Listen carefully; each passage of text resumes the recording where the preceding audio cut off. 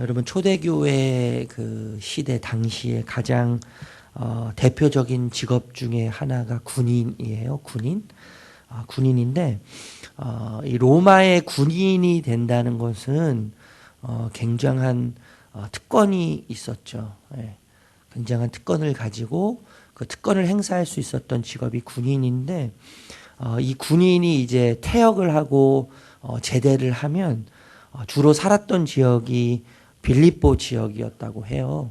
빌립보 지역에 퇴역한 군인들이 로마 군인들이 많이 이제 거주하면서 이제 노년 마지막 시간을 보내게 되었는데 그래서 이 로마의 정치나 경제나 또 사회나 문화, 관습, 이런 종교, 이런 일상생활의 시스템이 로마에 있는 그 일상적인 시스템이 이 빌립보 지역이라고 하는 곳에 그대로 이렇게 인식되어서 이 빌립보의 그 별명이 있었다는 거예요.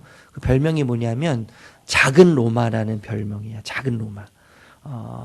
그래서 여러분 이 빌립보 지역은 식민지였거든요. 당시에 식민지였는데 로마의 식민지였지만 로마의 그 퇴역한 군인들이 많이 정착을 해서 살고 있었기 때문에 로마의 모든 그런 그 삶의 형태들이 이 빌립보 지역에 그대로 다 이렇게 묻어 있었다는 거예요.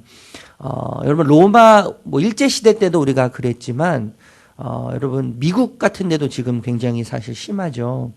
저도 이제 학생이라는 신분으로 가봤는데 이게 얼마나 차별이 심한지 몰라요. 이 백인들이 이 흑인들을 무시하잖아요. 인종차별을 하잖아요. 근데 이제 흑인들은 동양 사람들을 인종차별을 해요. 그러니까 인종차별 받으면 또 그거를 다른 인종한테 푸는 거예요. 그런데 이제 또 시민권이 있으면 얘기는 달라지는 거예요. 예, 시민권이 있느냐, 영주권이 있느냐, 아니면은 무슨 학생이냐, 그런 신분에 따라서 완전히 달라지는 거거든요. 여러분 미국 시민권을 가지면 여러분 얼마나 많은 혜택이 있겠어요. 교육으로부터 시작해서 안전, 의료, 그냥 수없는 그 복지 혜택이 이 시민권, 이 미국의 시민권을 가지고 있는 이유로 굉장히 어마어마한 혜택을 누리잖아요. 우리나라에 이제 그 북한이 우리나라를 쳐들어 오려고 하는 기미가 보이고 그런 정세가 이렇게 나타나면 우리 김마태 목사님한테는요 미국에서 연락이 와요. 네, 미국에서 문자가 오고 이메일이 와요. 그래서 평택항으로 연락이 가면 모이라고 이렇게 연락이 가는 거예요. 진짜로 가는 거예요. 저희한테 막 자랑하거든요. 전쟁 나면은 혼자 살 수 있다고 우리는 다 여기 있으라고. 그래서 저희가 가방이라도 좀 넣어서 데려가라고 그렇게 이야기를 하죠. 그러니까 이거 미국 시민권이 가지고 있는 특권이죠, 특권. 예, 이거 어마어마한 특권이에요. 이 초대교회 때도 마찬가지였죠. 그래서 이 로마 시민권을 가지고 있으면 이 로마 시민권을 가지고 있는 자들에 대한 어마어마한 혜택이 있었거든요.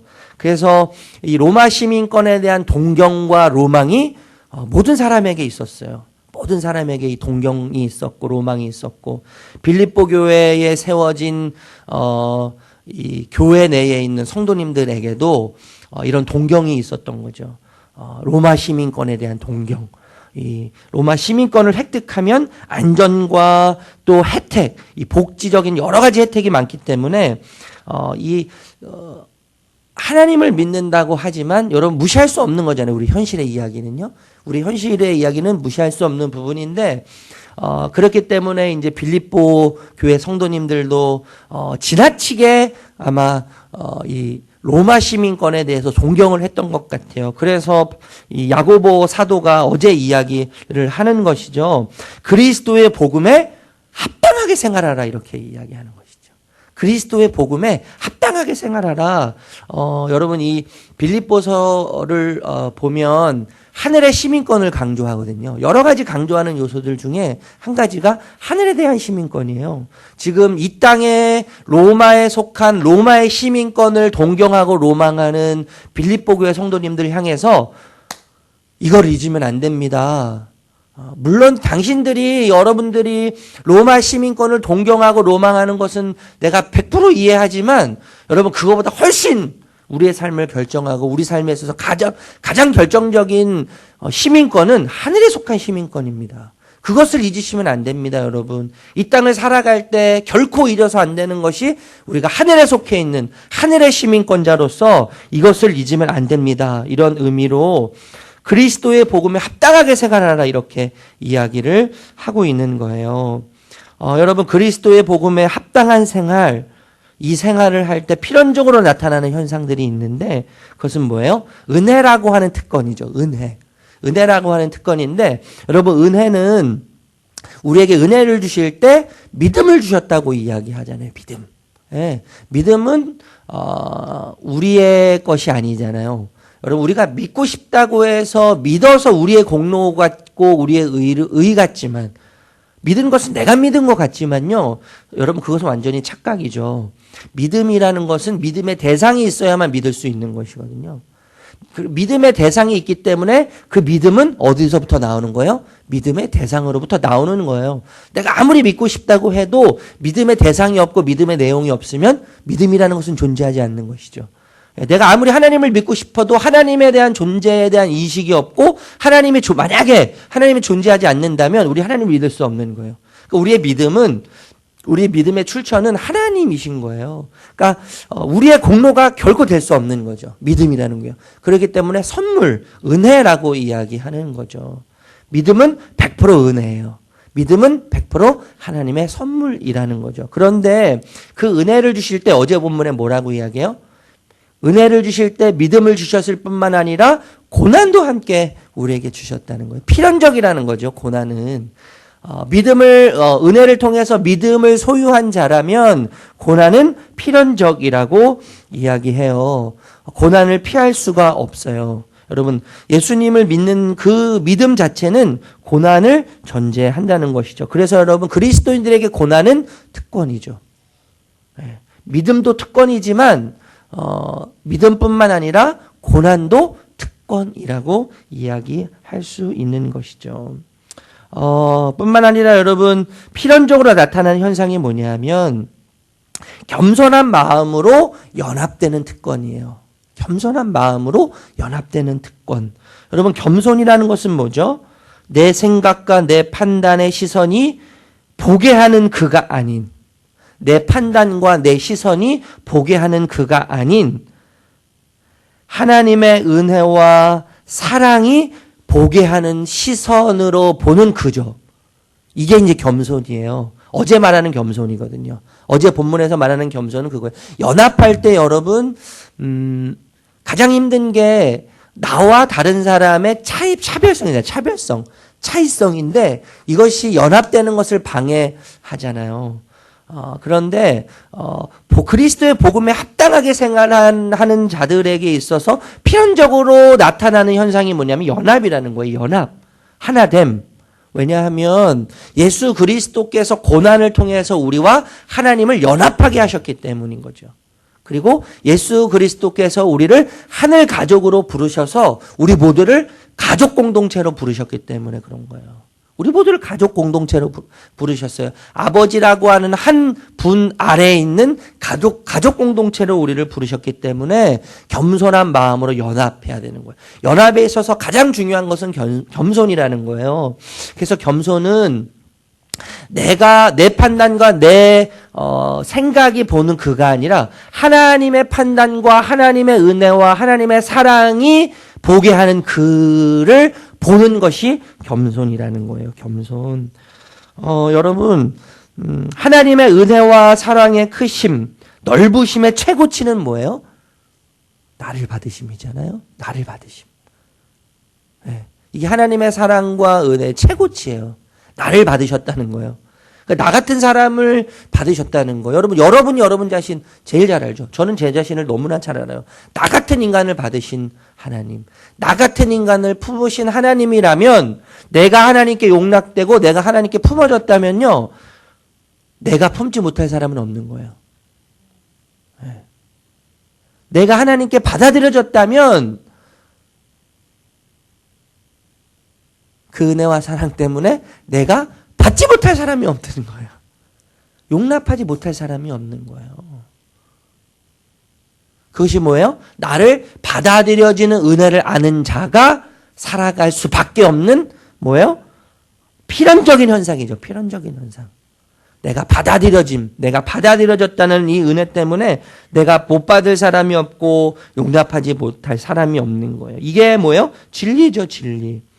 여러분, 고난, 이 그리스도의 복음에 합당하게 생활하는 것이 은혜를 받아서 믿음으로 그리스도를 고백하고 주님처럼 예수님처럼 고난을 받는 것이 특권이라면 뿐만 아니라 겸손한 마음으로 연합하는 것도 특권이죠. 그런데 여러분, 이 고난받는 영광과 겸손한 마음으로 연합을 연합하셨던 이 합당한 복음에 합당한 삶을 사셨던 분이 예수님이라는 거, 예수님이시잖아요, 예수님. 그래서 그 예수님을 본받으라고 지금 야고보 사도가 이야기하는 것이죠. 5절 말씀 읽어볼게요. 5절 시작. 너희 안에 이 마음을 품으라. 곧 그리스도 예수의 마음이니. 여러분, 예수의 마음을 그래서 품으라고 이야기하는 거죠. 로마 시민권을 로망하고 로마 시민권을 갈망했던, 사랑했던 이 빌립보 교회 성도님들에게 그것도 중요하지만 그것이 중요하지 않다고 말하지 않아요. 여러분, 중요해요. 이 땅에서 우리가 어떤 모습으로 살아가느냐 굉장히 중요해요. 제가 그런 말씀 들었지만 여러분, 진짜 여러분 부자 되셔야 돼요. 우리 성도님들이 잘 되셔야 돼요. 진짜 사회적으로도 높은 지위를 얻으시고요. 그리고 뭐 보면 무슨 TV에서 나오면 뭐 어제 저희 아내가 무슨 어떤 연예인이 뭐 마당이 뭐 200평이라고 막 그렇게 이야기하면서 되게 부러워하더라고요. 그 얘기 들으면서 저도 부러웠어요. 그런데 여러분, 우리도 그렇게 살아야죠. 그렇지 않으세요? 아버지는 부자인데 자녀가 거지로 살면 되겠습니까? 꼭 잘 사셔야 돼요, 진짜 여러분. 돈도 많이 버시고요. 왜 싫으세요? 돈도 진짜 많이 버시고, 그리고 좋은 집에도 사시고, 좋은 차도 타시고, 그렇게 사셔야 돼요, 여러분. 막 누리면서 사셔야 돼요. 매일매일 낑낑거리면서, 사시기보다는 누리면서 사세요. 이게 다 아버지 건데, 우리가 누려야죠. 누려야 돼요. 누려야 되는데, 제가 무슨 얘기를 하려다가 또 이런 얘기를 했는지 지금. 그런데 어쨌든, 여러분, 누려야 되는데, 예수님을 믿고 따라가는 삶의 이런 이야기를 하는 거잖아요. 겸손한 마음으로 연합하고 고난을 받고 영광의 특권을 누리라고 이렇게 이야기를 하는데 지금 맞아 이 이야기 하려고 그랬잖아요. 그 빌립보 교회 성도님들이 로마의 시민권에 대해서 이제 동경하고 로망하는 마음을 가지고 있었는데 그것보다 훨씬 중요한 것이 하늘의 시민권이다라고 이야기하면서 진짜 우리의 정체성은 하늘에 있기 때문에 하늘의 시민답게 살라고 이야기하는 것이 예수의 마음이라고 이야기하는 거예요.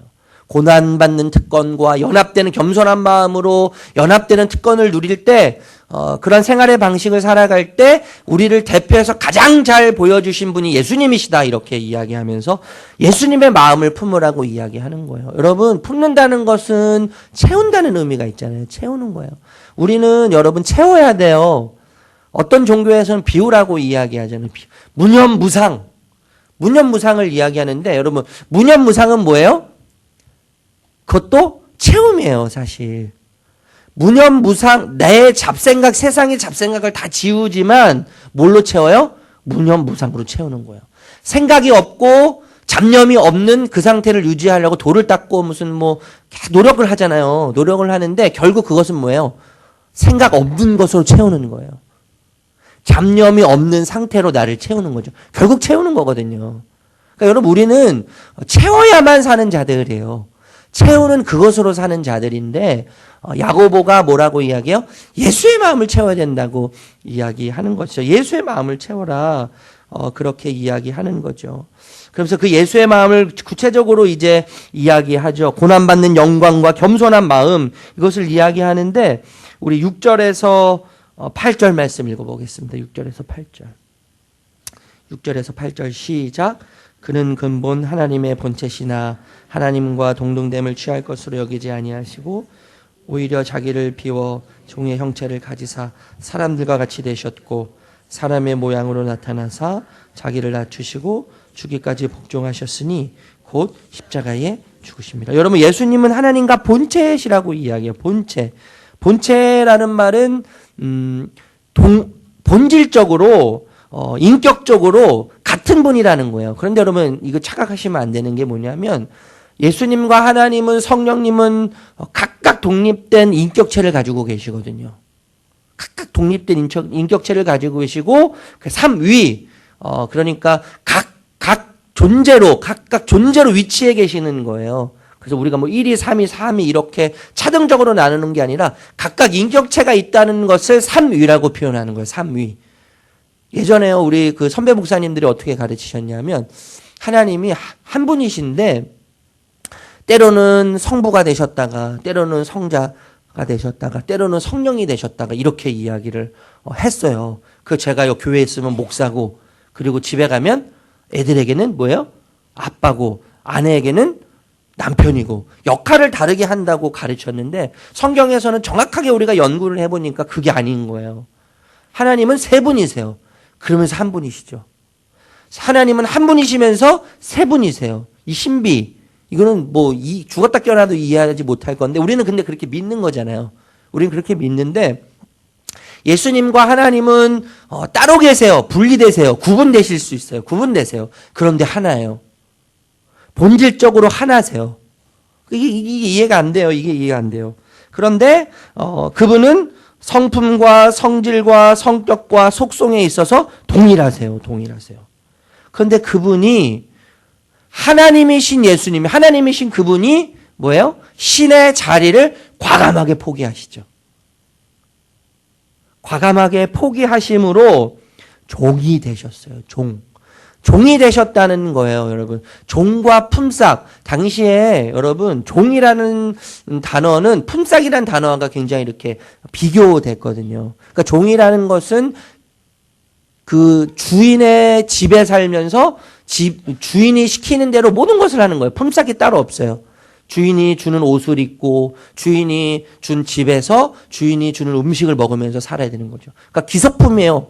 물품이에요. 그냥 재산이에요. 그런데 품꾼은 품삯을 받는 거예요. 다른 집에 살고 다른 마을에 살면서 그 일만 와서 자신의 재능과 자신의 능력을 기부하고 그리고 그것을 통해서 품삯을 받는 것이 품꾼이거든요. 근데 품꾼이라고 하지 않고 그 하나님이신 예수님이 종이 되셨다고 이야기하는 거예요. 종.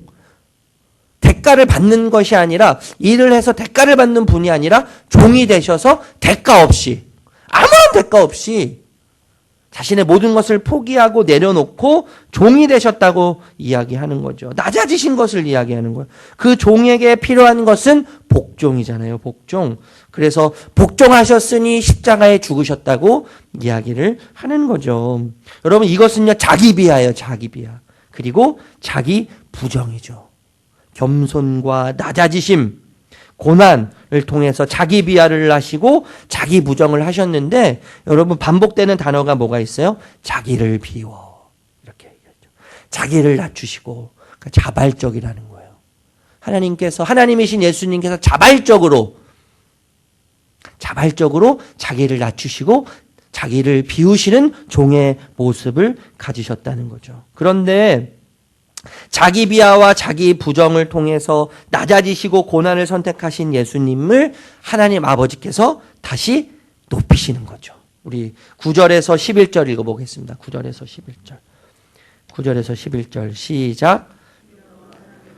지극히 높여 모든 이름 위에 뛰어난 이름을 주사 하늘에 있는 자들과 땅에 있는 자들과 땅 아래에 있는 자들로 모든 무릎을 예수의 이름에 꿇게 하시고 모든 이름으로 예수 그리스도를 주라 시인하여 하나님 아버지께 영광을 돌리게 하셨느니라. 여러분, 하나님에 의해서 모든 것을 내려놓으시고 자기 비하와 자기 부정으로 고난을 선택하신 예수님이 이제 이름이 회복되죠. 이름은 어떤 의미가 담겨져 있어요?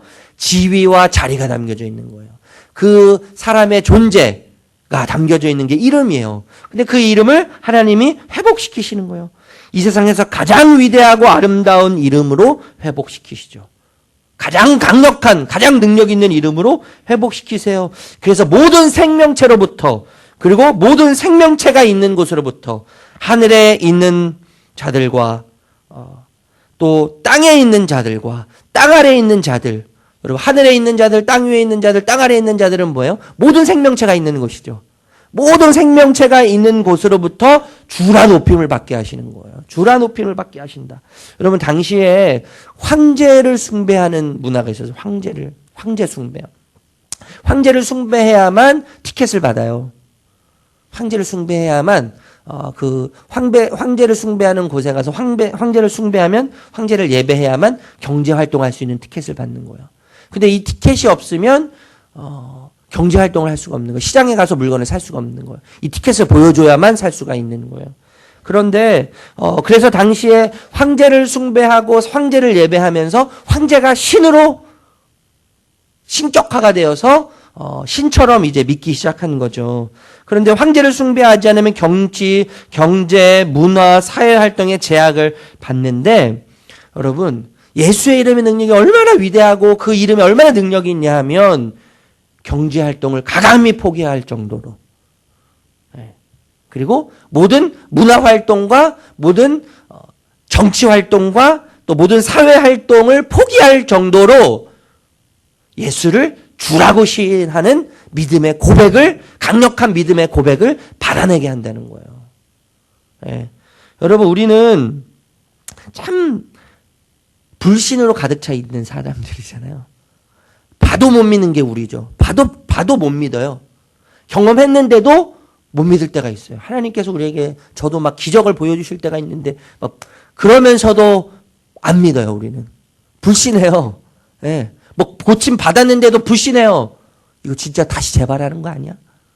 또 그런 거 아니야? 하나님 진짜 나 고쳐주신 거 맞아? 막 의심해요. 여러분 하나님의 위대하심이 어디에 있냐면 의심으로 가득한 우리, 불신으로 가득한 우리, 두려움으로 가득한 나의 입술을 통해서 예수 그리스도를 주라고 고백받아내시는 것이 하나님의 위대하심이에요. 나 같은 자를 통해서 하나님이 하나님이심을 하나님이 하나님이심의 고백을 받아내요.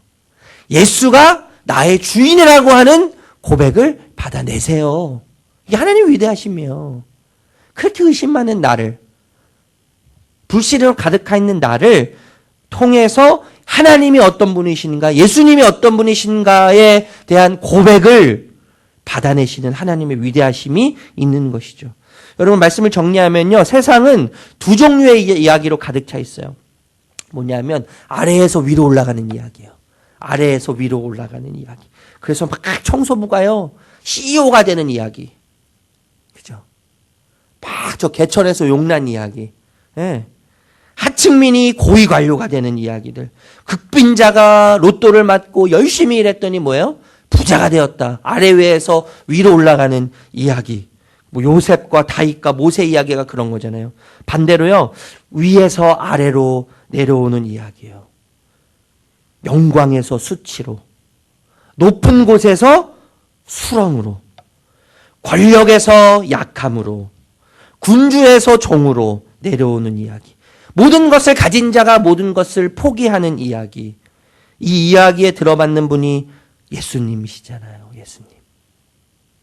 여러분 이 세상의 모든 종교는 인간이 신을 찾는 종교예요. 인간이 신이 되거나 인간이 신을 찾아가는 이야기예요. 그런데 여러분 예수교, 기독교는 뭐예요? 완전히 반대예요. 신이 인간을 찾는 이야기예요. 하나님이 저와 여러분을 찾는 이야기예요.